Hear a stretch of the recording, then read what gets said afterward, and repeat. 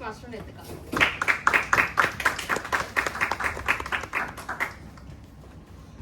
Thank you. Good evening, everyone. Good evening. I'm sure no one else will never forget the Toastmaster Nitika's name ever again. Or if we do, it will be intentionally. So, my target speaker's speech was titled "What's in the Name." The objective of the speech was to deliver a speech with a story in it, or the speech which is entirely a story. My target speaker chose the latter option. The speech was a story about her father naming her the way the name came through, which was the setup of the speech, where father was initially of the name Niti, and then her principal came and disrupted that idea by adding a ka in it. And at this stage of the speech, she did a very lovely positioning. So when she was talking about her principal, she talked like this, talking like this about when she was acting out her father, and that was a very well intentioned example of how positioning can have a great impact on a speech and affect how the audience views the speech.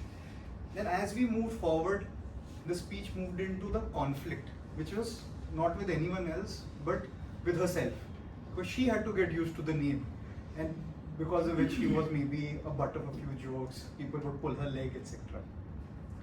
That was the second part of her speech. Then the third part of the speech was when she moved to the acceptance, where she realized that this is a name that she loves, and as a result, she mentioned that she loves it. She loves it not just because she likes the name per se, but because it makes her feel connected to her father. And this was a very emotional moment for her.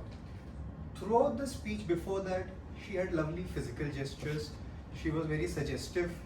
It employed a lot of suggestive gestures. She employed descriptive gestures when she was trying to say back in time, or since then she would move her hand like this. When she wanted to show her anger, she taps on the ground. So throughout the speech, the gestures were lovely. But at this pivotal moment is where my recommendation for the target speaker is that the pace of the speech till then was on the quicker side.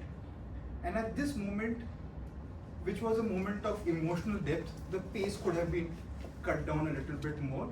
So the impact could have been felt a little bit strongly. The other thing is that on the body language front, as far as this moment is concerned, she could have moved forward a little bit more to place an emphasis on this particular moment of acceptance. On the whole, I would say it was a lovely crafted speech. It is an example of how a story should be crafted, where there is a setup, there is a conflict, there is acceptance, and then there is a conclusion.